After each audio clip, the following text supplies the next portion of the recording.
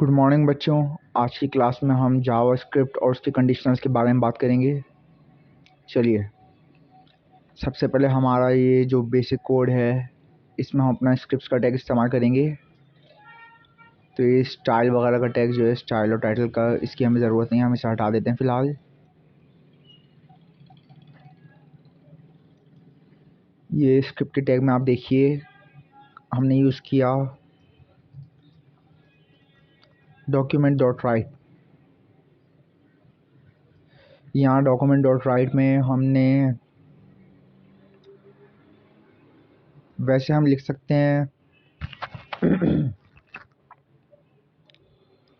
2+2 और यहाँ पे 2+2 लिखा हो जाएगा, 2+2+6, 2+2+6 लिखा हो जाएगा। या फिर हम लिख सकते हैं हेलो वर्ल्ड, और है जो भी हम लिखेंगे कोटेशन मार्क्स के अंदर ये वो लिखा हुआ आ जाएगा हमारे पास। लेकिन अगर हम ये कोटेशन मार्क्स हटा दें और लिखें यहाँ पे 2+2 तो उसका आंसर लिखा हुआ आएगा 4। या फिर 2+10 उसका आंसर लिखा हुआ आएगा 12। कोई भी नंबर ले हम लिखें 1 2 3 4 5 +6 1 2 4 और ये उसका आंसर हमारे पास लिखा हो जाएगा। प्लस की जगह हम माइनस यूज़ कर सकते हैं, मल्टीप्लाई यूज़ कर सकते हैं, डिवाइड यूज़ कर सकते हैं, कुछ भी यूज़ कर सकते हैं। कहने का मकसद ये है कि अगर हम कोटेशन मार्क्स यूज़ नहीं करते तो जो भी हमने कोड या नंबर लिखा हुआ होता है वो इवेल्यूएट हो जाता है, रन करता है वो कोड और उसका आंसर लिखा हुआ आता है। अब हमने पहले डेटा टाइप्स के बारे में बात की थी कि हमारे पास जो है नंबर्स होते हैं जैसे 1 2 3 4 या फिर -1 -2 -3 -4, ये सब नंबर्स होते हैं। या फिर हमारे पास पॉइंट में नंबर्स होते हैं 1.5 2.9 3.14। तो ये सब पॉइंट वाले नंबर्स हैं। ये सब नंबर्स जो है वो जावास्क्रिप्ट में नंबर्स कहलाते हैं। और नंबर डेटा टाइप एक अलग डेटा टाइप है और जो स्ट्रिंग्स हैं वो एक अलग डेटा टाइप है। अगर मैं इसको लिखूँ 3.14 + 2 तो ये 5.14 कुछ लिखा हुआ आ गया। लेकिन अगर मैं इसको कोटेशन मार्क्स में बंद कर दूँ तो फिर आंसर नहीं लिखा होगा, वो चीज़ स्ट्रिंग के तौर पे लिखा हुआ है। क्यों? क्योंकि अभी ये नंबर्स नहीं लिखे हुए, अभी ये स्ट्रिंग लिखी हुई है। स्ट्रिंग क्या होता है? स्ट्रिंग जो है वर्ड्स और नंबर्स वगैरह जैसे होते हैं वैसे ही लिखे हुए आते हैं फिर हमारे पास। बेसिकली पैराग्राफ जो है उनको हम स्ट्रिंग्स कह सकते हैं। लेकिन नंबर जो है वो ऐड अप होते हैं और उनके ऊपर मैथमेटिकल ऑपरेशंस परफॉर्म हो सकते हैं। अब हम बात करते हैं बूलियन डेटा टाइप्स की। बूलियन डेटा टाइप्स के बारे में हमने पहले बात की थी। ये होते हैं ट्रू या फिर फॉल्स। अब ये ट्रू और फॉल्स हैं, ये स्ट्रिंग्स नहीं है, ना ये नंबर्स हैं ना ये स्ट्रिंग्स हैं। ये एक अलग डेटा टाइप है जिसे हम बोलते हैं बूलियन। और या फिर इसमें खाली दो ही वैल्यूज़ होती हैं, या फिर ट्रू या फिर फॉल्स। अब ये कहाँ काम आती हैं? जैसे कि अगर हम चेक कर रहे हैं ये नंबर है 1 = 1, तो हमने लिखा है 1 = 1, ये बात ट्रू है। 1 और 1 बराबर होते हैं तो यहाँ पर ट्रू लिखा हुआ है। अगर हम यहाँ पे लिखें 2 = 1 तो ये फॉल्स लिखा हुआ आ जाएगा। क्यों? क्योंकि 2 1 के बराबर नहीं होता। अब देखिए हमारे पास है 4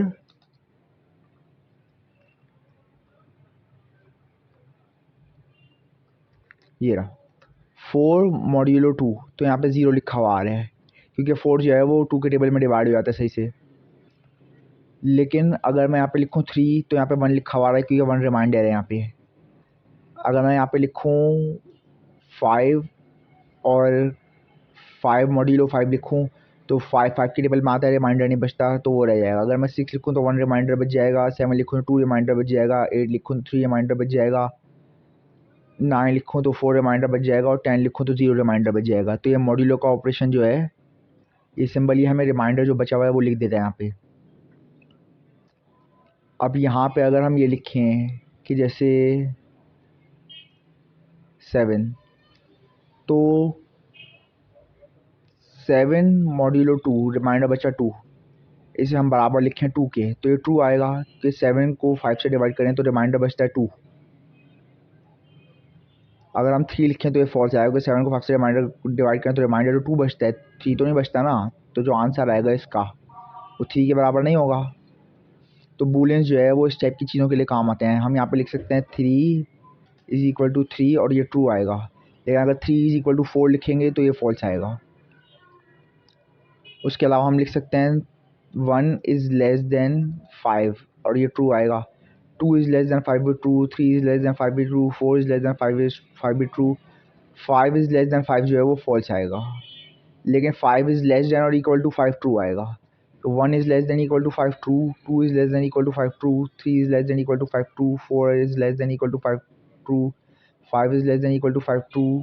लेकिन 6 is less than equal to 5 क्या होगा फिर? वो फॉल्स होगा कि 6 जो है वो 5 से कम है, ना वो 5 से कम है ना वो 5 से बराबर है, वो 5 से ज़्यादा है। यहाँ पे हम लिख सकते हैं 6 इज़ ग्रेटर देन 5 और वो ट्रू होगा। 6, 7, 8, 9 जो भी बड़े नंबर्स होंगे वो सब, जैसे कि 152 5 से बड़ा है तो ट्रू आ रहा है। अगर हम खाली 2 लिखें तो वो 5 से छोटा है, ये फॉल्स आ रहा है। तो अब हमारे पास क्या क्या होता है यहाँ पे कंपैरेटिव्स में? हमारे पास होता है 2 इक्वल के साइन होते हैं, उसके अलावा हमारे पास लेस देन का साइन होता है, ग्रेटर देन का साइन होता है, लेस देन इक्वल टू होता है, ग्रेटर देन इक्वल टू होता है, उसी तरह हमारे पास नॉट इक्वल टू भी होता है। ये सब हमारे कंपैरेटिव्स के साइन हैं। जैसे कि 2 इज़ इक्वल टू 5 फॉल्स है, लेकिन 2 is not equal to 5 true है। तो ये चीज़ें जो है इस तरह चलती हैं। एक बात आप याद रखिए कि एक सिंगल इक्वल का साइन लगाना जो है वो अलग चीज़ होती है, 2 इक्वल के साइन लगाना अलग चीज़ होती है। जब 2 इक्वल के साइन होते हैं तो लेफ़्ट और राइट की चीज़ों को कंपेयर करता है आपस में, जो 2 नंबर उसको दिए हुए हैं उन दोनों को कंपेयर करेगा। लेकिन जब एक इक्वल का साइन होता है तो वो कंपेयर नहीं करता, वो इसके लिए वेरिएबल्स के लिए इस्तेमाल होता है। लेट एक्स इक्वल्स 5, तो किसी वेरिएबल में वैल्यू सेव करनी हो कोई तो उसके लिए एक इक्वल इस्तेमाल होता है। लेकिन अगर 2 नंबर्स को कंपेयर करना हो तो 2 इक्वल टू इस्तेमाल होते हैं। अच्छा, ये चीज़ वेरिएबल्स के साथ भी चल सकती है। यहाँ पे हम यहाँ पे लिख सकते हैं let x equals 10, let y equals 11, और फिर हम यहाँ पे ऐसे कर सकते हैं x is equal to y, और ये फॉल्स आया क्योंकि एक्स 10 है और वाई 11 है। लेकिन अगर हम लिखें x is greater than y तो ये भी फॉल्स आया क्योंकि एक्स 10 है और वाई 11 है। लेकिन अगर अब हम यहाँ पे लिखें x is less than y तो ये ट्रू आएगा। क्यों? क्योंकि एक्स जो है वो 10 है, वाई 11 है, और एक्स जो है वो कम हुआ फिर वाई से। तो इस तरह ये चीज़ जो है वेरिएबल्स के साथ भी चलती है। अब हम जो है इसमें सीखते हैं कंडीशनल्स कैसे काम करते हैं। जैसे ये हमारा स्क्रिप्ट का टैग है, इसमें हमने लिखा let x equals 5, document dot write x, यहाँ पे एक्स लिखा हुआ आ गया। अगर हम लिखें इफ़, यहाँ पे गौर से देखिएगा इसे, if x is equal to 5, ये ब्रैकेट खोल बंद किया, इसे हम कहेंगे स्कोप। इसके अंदर हम जो भी कोड लिखेंगे वो अलग से होगा बिल्कुल। If x is equal to 5, document dot write x is 5, ये लिख दिया हमने। इसे हम अलग से लाइन पे लिखेंगे ताकि ये कन्फ्यूजन नहीं कॉज करे। अच्छा, यहाँ पे हम ये लिख देते हैं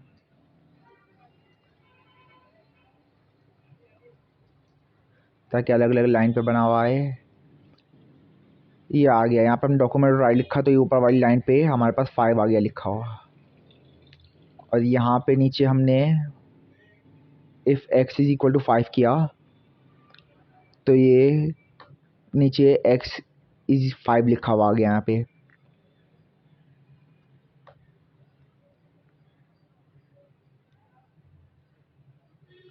देखिए, ये इफ़ वाला कोड जो है ये सिर्फ तब रन करता है जब x 5 हो। अगर मैं x को 4 कर दूँ तो ऊपर तो 4 लिखा हुआ आया, लेकिन नीचे x इज इक्वल टू 5 लिखा हुआ नहीं आया, x इज इक्वल टू 4 लिखा हुआ नहीं आया, कुछ लिखा हुआ नहीं आया। क्योंकि ये जो कोड है ना ये सिर्फ तब रन करेगा, सिर्फ तब काम करेगा जब x 5 के बराबर हो। जो कंडीशन हमने यहाँ पे दी हुई है वो कंडीशन जब ट्रू होगी तभी ये ब्रैकेट्स के अंदर का कोड रन करेगा। ये काम होता है इफ़ का। अगर मैं यहाँ पे लिखूँ एल्स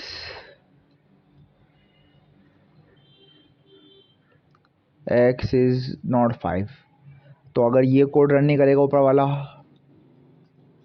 तो फिर ये नीचे वाला कोड रन करेगा। अगर ये चीज़ ट्रू होगी तो इफ़ वाला कोड रन करेगा जो इफ़ के ब्रैकेट्स में है, वरना एल्स वाला कोड रन करेगा। इससे हम कहते हैं कंडीशनल्स, और ये तब इस्तेमाल होता है जब हमें पहले से ही पता नहीं हो कि हमें क्या करना है, लेकिन हमें पता हो कि क्या क्या पॉसिबल आउटपुट हो सकती है। हमें पता है कि एक्स जो है वो या फिर 1 होगा, 2 होगा, 3 होगा, 4 होगा, 5 होगा, इनमें से कुछ होगा। तो हम बोल सकते हैं कि अगर x5 है तो हम लिख दें x इज़ 5। हम बोल सकते हैं x5 नहीं है तो हम लिख दें x is not equal to 5। इसको जो है हम ज़्यादा आसानी से और लिख सकते हैं यहाँ पे, लेट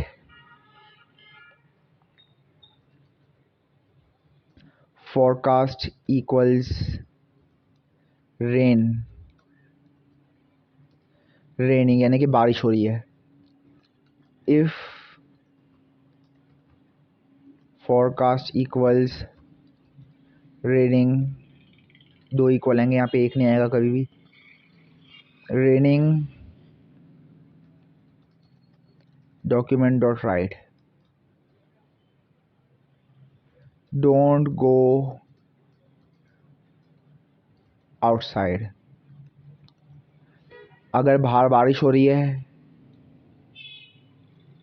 तो डोंट गो आउटसाइड, एल्स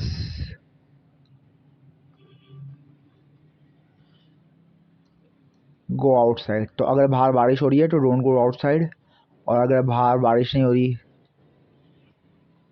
तो फिर गो आउटसाइड। अगर अच्छा वेदर है, सनी वेदर है, तो आप गो आउटसाइड कर सकते हैं, बाहर जा सकते हैं। लेकिन अगर बाहर बारिश हो रही है तो आप फिर बाहर नहीं जा सकते।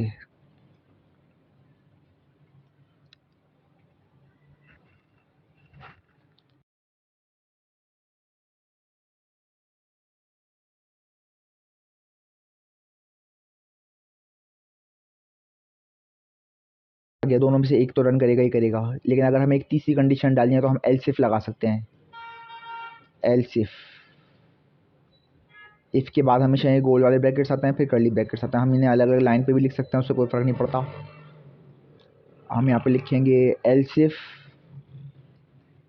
फोरकास्ट इक्वल्स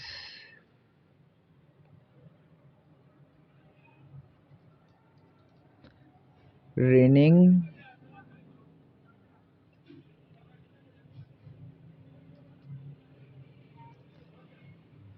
लाइट रेनिंग या फिर क्लाउडी। अगर बाहर क्लाउडी है, बादल आए हुए हैं, बारिश होने वाली है ऐसा लगता है, तब भी हम बोलेंगे डोंट गो आउटसाइड।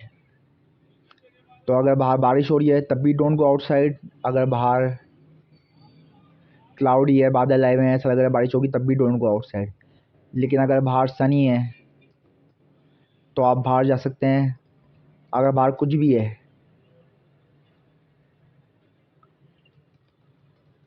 तब भी आप बाहर जा सकते हैं। कोई भी फोरकास्ट हो आप बाहर जा सकते हैं, गो आउटसाइड रन करेगा। लेकिन अगर क्लाउडी है, बादल आए हुए हैं, या फिर बारिश हो रही है सच में, तो उन दोनों सूत्रों में आप बाहर नहीं जा सकते, ये दोनों कोड रन करेंगे। तो देखिए, जब इफ़ के बाद जो ये ब्रैकेट में कंडीशन है, ये कंडीशन ट्रू होगी तो इफ़ के बाद वाला ब्रैकेट का कोड रन करेगा, वरना वो कोड रन नहीं करेगा। अच्छा, इन दोनों इफ्स को हम ज्वाइन भी करके लिख सकते हैं यहाँ पे, क्योंकि ये दोनों जो है डोंट आउट गो आउटसाइड बोल रहे हैं।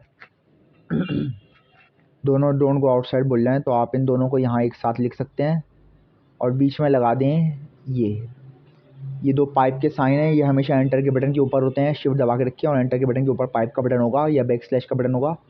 आप शिफ्ट दबा के रखें और वो दबाएं तो फिर ये पाइप वाले साइन आ जाएंगे। आपको इनको 2 दफ़ा लगाना है। तो फिर मैं ये चीज़ यहाँ से हटा सकता हूँ। ये एल जो है आप अलग अलग लाइन पे भी लिख सकते हैं और सेम लाइन पे भी लिख सकते हैं, वो आपका अपना स्टाइल है, जिस तरह आप चाहे लिखें। ठीक है जी, अगर नो रेन है या फिर सनी है या फिर सनशाइन है, कुछ भी आप गो आउटसाइड कर सकते हैं, बाहर जा सकते हैं। लेकिन अगर रेनिंग है तब भी डोंट गो आउटसाइड, अगर क्लाउडी है तब भी डोंट गो आउटसाइड। तो इस तरह जो है आप कंडीशनल्स का इस्तेमाल करते हैं इफ़ और एल्स स्टेटमेंट का।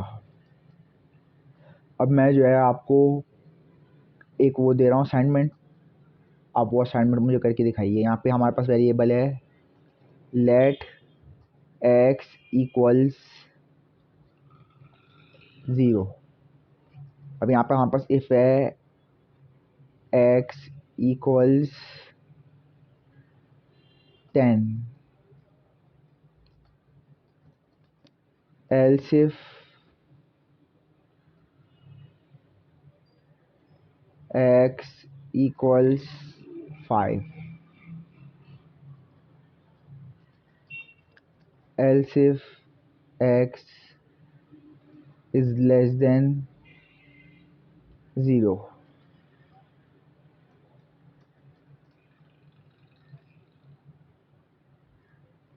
else।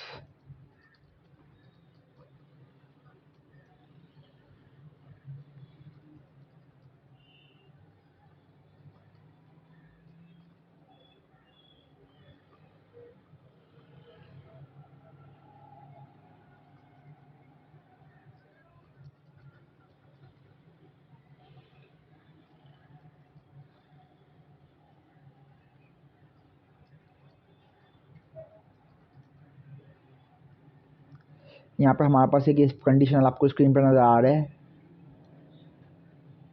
अब आपको x की वैल्यूज, यही पूरा कोड अपने पास लिख के x की वैल्यूज चेंज करके देखना है कि कौन सा कोड रन कर रहा है। जैसे फॉर एग्जांपल मैं x की वैल्यू जो है 10 डालूँ तो देखिए 10 वाला कोड रन किया। उसी तरह मैं x की वैल्यू कुछ और डालूंगा तो दूसरा कोड हमारे पास रन करेगा। अगर मैं x की वैल्यू -5 डालता हूँ तो ये वाला कोड रन कर रहा है जो लाइन नंबर 19 पे है, x इज़ लेस देन 0। तो आपको यहाँ पे अलग अलग वैल्यूज चेंज करके देखनी है x की कि इनमें से कौन सा कोड जो है वो रन कर रहा है।